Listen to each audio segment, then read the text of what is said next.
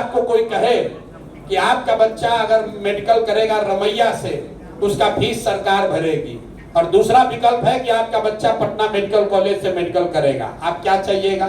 आप कहेगा भैया हमको फीस नहीं चाहिए, हमको पटना मेडिकल कॉलेज से मेडिकल कराना है।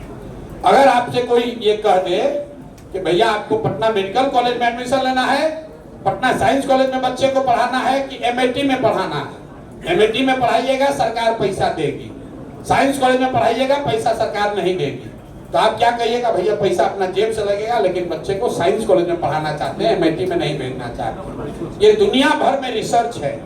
तो हम लोग ये कह रहे हैं कि जब तक सरकारी व्यवस्था नहीं सुधरेगी तब तक आपको ये सुविधा होगी कि आप अपने बच्चे को प्राइवेट स्कूल में भेजिए, और प्राइवेट स्कूल का खर्चा एक रेगुलेटेड फीस सरकार की ओर से दिया जाएगा, ताकि 5 बरस 10 बरस में मैंडेट नहीं, नई शिक्षा व्यवस्था बनाने में जो समय लगे उसकी वजह से आपके बच्चे सफर ना करें। अब एक अंतिम बात लोगों को लगता है भाई सरकारी व्यवस्था का क्या होगा? भाई सरकारी व्यवस्था भी मुफ्त नहीं है, ये आपका भ्रम है कि सरकारी विद्यालय मुफ्त है।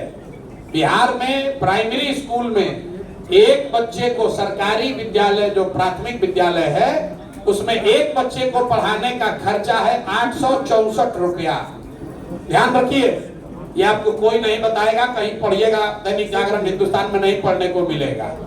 864 रुपया आपका, हमारा बिहार सरकार का टैक्स का पैसा खर्च होता है एक प्राथमिक विद्यालय के बच्चे पर, और पर मंथ। और वहां पर प्राइवेट स्कूल का फीस क्या है?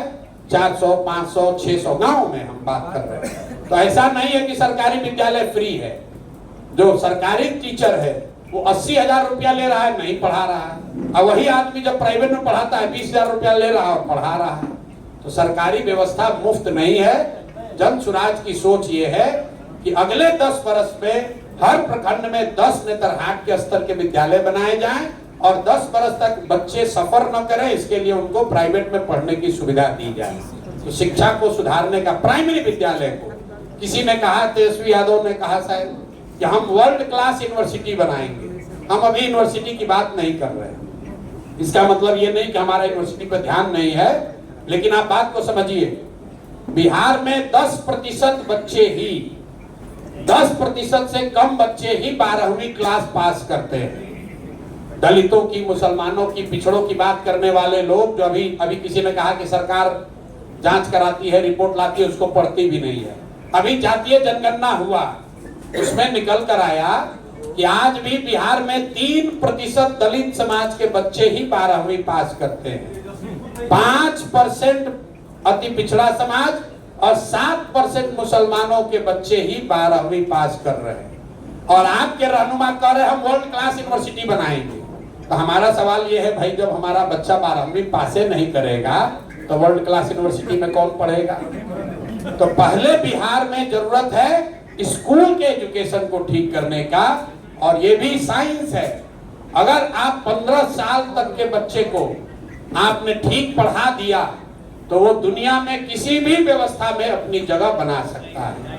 10वां तक अगर आप बढ़िया पढ़ लिए तो कोई भी व्यवस्था पर आप बोझ नहीं बनिएगा। इसलिए जन सुराज की सोच है कि 15 साल तक के बच्चों के लिए बिहार में इतनी अच्छी शिक्षा की व्यवस्था बना दी जाए कि वो जीवन में आगे कभी चलकर बिहार की व्यवस्था पर, देश पर बोझ न बने। अब दूसरी बात, जो लोग 15 से ऊपर चले गए, रोजगार का पलायन की जो बात है, बहुत आदमी कह रहा है ऐसे ही कह रहे हैं, कैसे रोक देंगे पलायन? बिल्कुल 1 साल में पलायन को रोक दिया जाएगा। कैसे रुकेगा पलायन? क्योंकि आपको समझना है पलायन के सभी पहलुओं को। पलायन सिर्फ श्रम का नहीं है, व्यक्ति का पलायन नहीं है। बिहार से सबसे बड़ा पूंजी का पलायन है। पूंजी मतलब जो पैसा आप बैंक में रखते हैं, वहां से बैंक हर साल 2.5 लाख करोड़ रुपया बाहर भेजते हैं। पिछले साल बिहार में लोगों ने, यहाँ की गरीब जनता ने 4.5 लाख करोड़ रुपया बैंक में रखा। कितना? 4.5 लाख करोड़। और बैंकों ने आपको लोन के तौर पर, ऋण के तौर पर कितना पैसा दिया? 1,61,000 करोड़। बाकी का पैसा कहाँ गया? बाकी का पैसा बैंक वाला यहाँ कमरा में थोड़ी ना रखा है।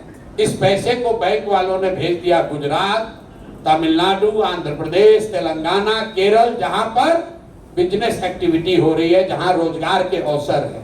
इसको सीडी रेशियो कहते हैं। हम ज्यादा समय आपका नहीं लेंगे, अगर आपको समझना है तो आरबीआई का जाकर सीडी रेशियो देखिएगा।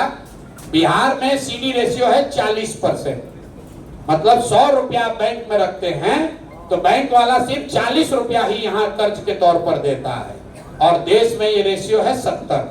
और जो राज्य आगे हैं, तेलंगाना में 80, आंध्र प्रदेश में 105, तमिलनाडु में 95, गुजरात में 94, केरल में 98, ये वहां का सीडी रेशियो है।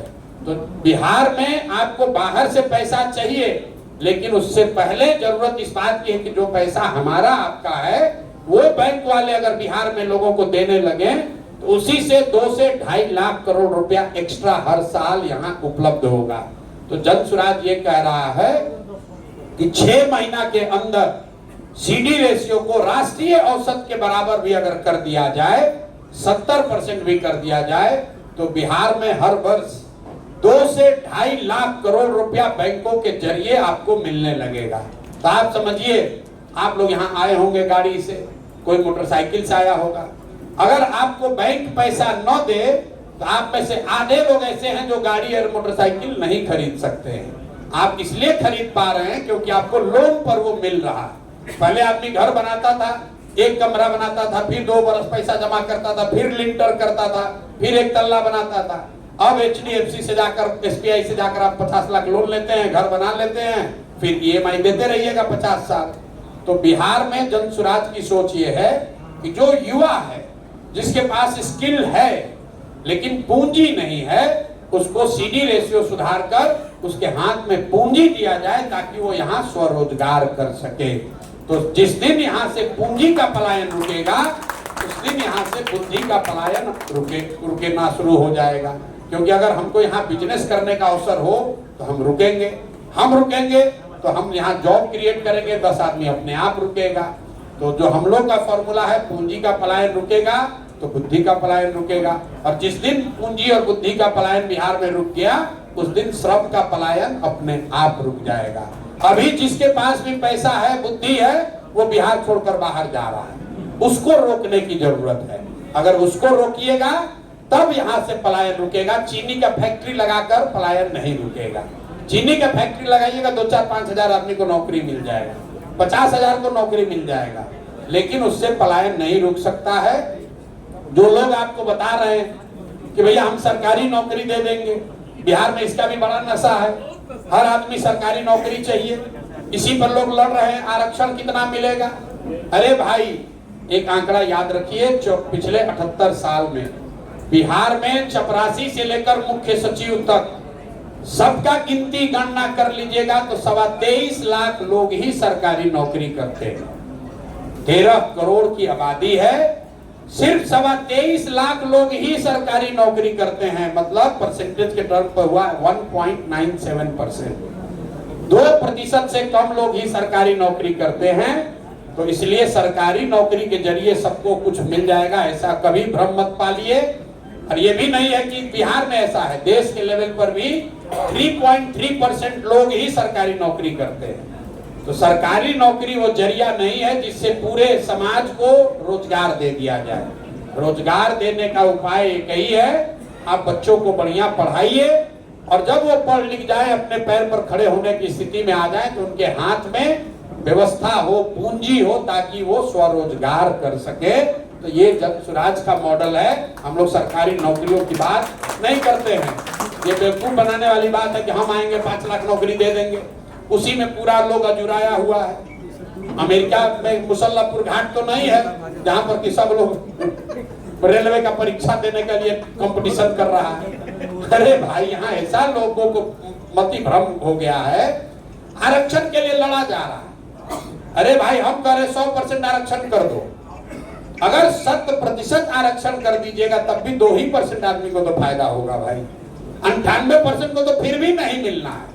उसी के लिए सब लोग मारामारी किया हुआ है। 30 वर्ष से समाज को लड़ा के अगड़ा, पिछड़ा, अति पिछड़ा, एनेक्सर 1, एनेक्सर 3, एनेक्सर 5, उसी में लोग लड़े जा रहा है पिछला 20 वर्ष से कि हमको इस एनेक्सर से निकालो, इसमें डालो, इसमें से निकालो, इसमें डालो।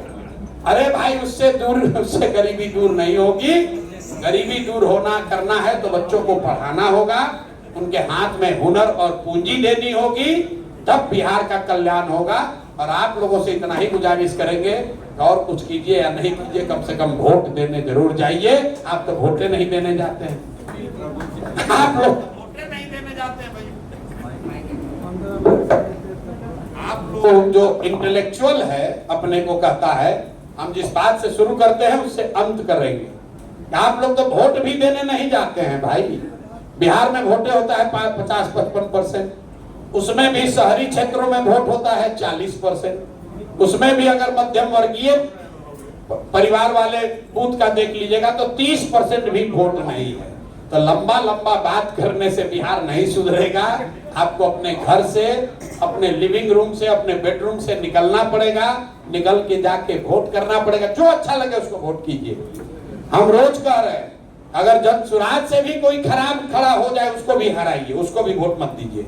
वोट अच्छे आदमी को दीजिए, जो भी जिस दल से अच्छा खड़ा है, जिस दल से अच्छा आदमी खड़ा हो। किसी ने हमसे कहा कि भाई इतना बोल रहे हैं तो आप गलत आदमी को काहे टिकट देंगे? बिल्कुल दे सकते हैं भाई। आईएएस का परीक्षा होता है, सरकार लाखों लोगों का परीक्षा लेती है कि हम अच्छा ब्यूरोक्रेट चुनेंगे, अच्छा अधिकारी चुनेंगे। उसका प्रीलिम्स होता है, मेंस होता है, इंटरव्यू होता है, कितना जांच होता है। 20 लाख आदमी परीक्षा देता है, उसमें 100 आदमी आईएएस बनता है, उसमें से भी 80 को भ्रष्ट निकलता है भाई, है कि नहीं? तो हम कितनी भी प्रक्रिया बना ले, उसमें कुछ ना कुछ गलत आदमी आ सकता है। अब ये आप पर जिम्मेवारी है कि कोई गलत आदमी खड़ा हो गया, अगर जनसुराज से भी खड़ा हुआ तो उसको हराइए, उस व्यक्ति को जिताइए जो सही व्यक्ति है। अगर आप बालू माफिया, शराब माफिया को जाति, धर्म, भाजपा, लालू, नीतीश के नाम पर दीजिएगा तो जीत कर आएगा, तो आपके बच्चों से गलत ही कराएगा। इसलिए आपकी ये जिम्मेवारी है, सही का चुनाव कीजिए तो सही होगा, गलत का चुनाव कीजिएगा भैया गलत होगा। दूसरा और कोई फंडा उपाय है नहीं। अगर बिहार को सुधारना है तो हमको, आपको, सबको सुधारना होगा। प्रशांत किशोर के पास कोई अलादीन का चिराग नहीं है कि हम आएंगे और सब कुछ सुधर जाएगा। हम उन लोगों में से नहीं हैं जो कह रहा है कि हम आएंगे तो बिहार को नंबर 1 बना देंगे। यहाँ तेजस्वी जी गए घूमने स्कॉटलैंड, वहां से आए तो यहाँ पर कभी जा रहे थे, बोला ये देखिए तो ये भी तो स्कॉटलैंड जैसा दिखता है। तो बोला हाँ, बिहार को भी स्कॉटलैंड बना सकते हैं। नहीं बना सकते। मोदी जी आए, देखिए कितना बढ़िया ज्ञान दिए। बोले अब मोतिहारी को मुंबई बना दूंगा, संथाल परगना को सूरत बना दूंगा। अब जरा सोचिए इसके पीछे कितनी बड़ी सोच है मोदी जी की। एम से मुंबई, एम से मोतिहारी, जी से गया, गया को क्या बनाने के लिए बोले हैं? गुरुग्राम। तो जी से गया, जी से गुरुग्राम। संथाल परगना एस, सूरत एस, तो संथाल परगना को सूरत बना देंगे। पी से पटना, पी से पुणे, तो भैया पी पटना, पटना को पुणे बना देंगे।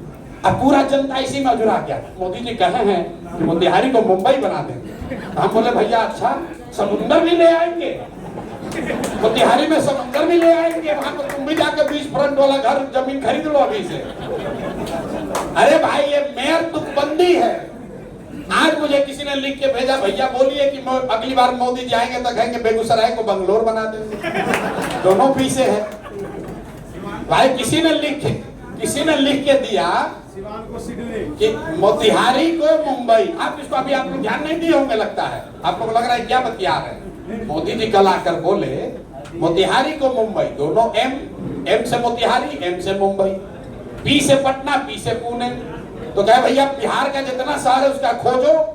कोई लिखने वाले ने बताया सर पी से पटना, पी से पुणे। अच्छा ठीक है, पटना को पुणे बना दो। संथाल परगना सूरत, अच्छा ठीक है, दोनों एस है, संथाल परगना को सूरत बना दो।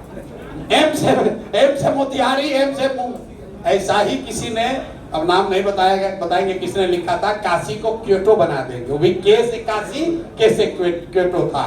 तो वैसे ही क्योटो था ना जापान वाला, तो वही वाला लाइनवा कोई लिख दिया है, 4 को दिखला कर बोल गए मोतिहारी में। तो मेरे भाई ये सब बात चलती रहेगी। अभी फिर कोई कहेगा आप काहे पर्सनल अटैक कर रहे हैं। पर्सनल अटैक नहीं कर रहे हैं।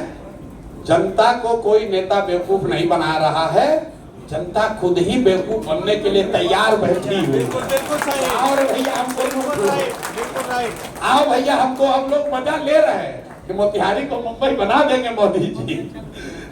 भाई कम से कम 1 मिनट रह के सोच तो लो।